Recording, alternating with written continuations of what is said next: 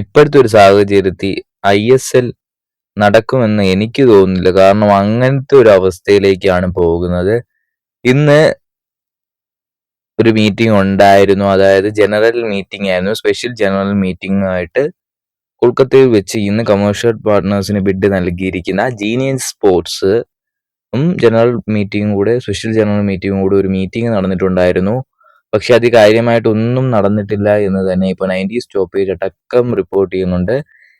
അവർ heading തന്നെ കൊടുക്കുന്നത് no approval for ISL commercial deal. അപ്പം ഇന്നും ആ ഒരു അപ്രൂവൽ ലഭിച്ചിട്ടില്ല ജീനിയസ് സ്പോർട്സിന് എന്നുള്ളതാണ്. നേരത്തെ തന്നെ AFF എക്സിക്യൂട്ടീവ് കമ്മിറ്റി ഇതൊക്കെ ഇവരെ ബിഡുകളെല്ലാം കൂടി ഫുള്ള് പരിശോധിച്ചിട്ട് SGM അഥവാ സ്പെഷ്യൽ ജനറൽ മീറ്റിംഗിൽ കൊടുത്തിട്ടുണ്ടായിരുന്നു. പക്ഷെ അവര് ഇപ്പോൾ ഇതാ അപ്രൂവൽ നൽകിയിട്ടില്ല. ഇനി വീണ്ടും എക്സിക്യൂട്ടീവ്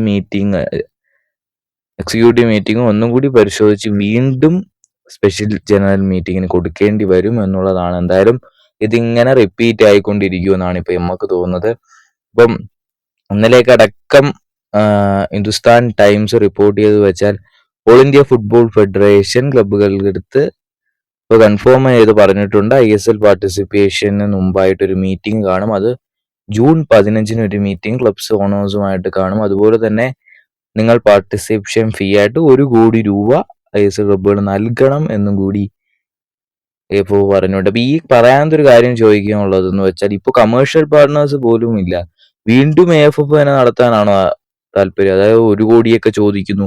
ഇതിലായിട്ട് കമേഴ്ഷ്യൽ പാർട്ട്ണർ സൈഡിൽ റെഡി ആയിട്ടില്ല. അതിനു മുമ്പ് തന്നെ AFF ഈ പൈസ ചോദിക്കുന്നത് എന്തുകൊണ്ടാണെന്ന് അറിയാൻ വയ്യ എന്നുള്ളതാണ്. എന്തായാലും അതുപോലെ തന്നെ കല്യാൺ ജോബ് അടക്കം പറഞ്ഞിട്ടുള്ള കാര്യം എന്ന് വെച്ചാൽ ഡൂറൻ കപ്പ് ജൂലൈ തുടങ്ങും എന്നുള്ളതാണ്. അതായത് സീസൺ ഓപ്പണർ ഡൂറൻ കപ്പ് ആയിരിക്കും ജൂലൈയിൽ. പിന്നെയുള്ള ISL സെപ്റ്റംബറിൽ തന്നെ തുടങ്ങും. അത് ഹോം ആൻഡ് എവേ ഫോർമാറ്റിൽ തന്നെ തുടങ്ങും എന്നിപ്പോൾ ഹിന്ദുസ്ഥാൻ ടൈംസ് വരെ റിപ്പോർട്ട് ചെയ്തിട്ടുണ്ട്. എന്തായാലും ISLന്റെ കാര്യം ഇതുവരെയായിട്ടും ഒന്നും ആയിട്ടില്ല. ഇപ്പം ഇന്നത്തെ ജനറൽ മീറ്റിംഗും ഒന്നും ഫലം കണ്ടില്ല, അപ്രൂവൽ കിട്ടിയിട്ടില്ല. എന്തായി തീരുമെന്ന് കണ്ട് തന്നെ അറിയാം.